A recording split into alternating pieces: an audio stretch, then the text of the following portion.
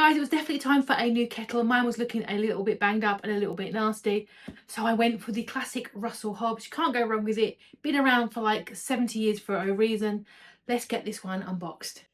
First of all, a small thing. It didn't come in polystyrene. Thank you very much, Russell Hobbs. It came in paper. That's what I wanted. There is the box. It is a 3-year guarantee, perfect pour, energy saving, boils 1 cup in 46 seconds, and it's quiet. Not that it's a factor for me, but it's nice to know. We went for this lovely brushed silver. I believe it's 1.7 litres. Yeah, 1.7 litres. So you're going to get a good kettle, a good teapot out of that completely. It has got the spinny around, so when you put it in the base, it's going to move all different directions, so you're not stuck. Your on-off paddle there.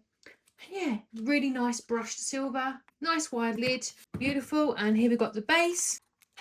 There we go. Got the swirly dirly thing there, so you can tuck away excess cable.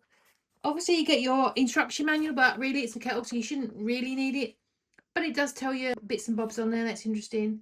Okay, there is stuff to read. Maybe I will, but let me give it a good rinse and I'll make a cuppa. There is the fill line there. I'm only actually having 1 cup, but you know, let me just fill it to 3. Why not? Let me just bring you down.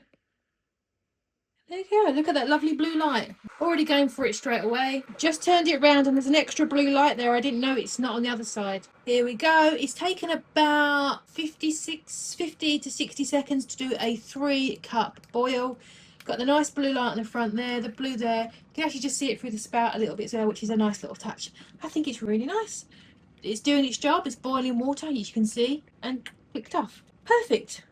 Well, that's my kettle for the next probably 10 years. So yeah, I'm pretty happy with that. Well done, Russell Hobbs.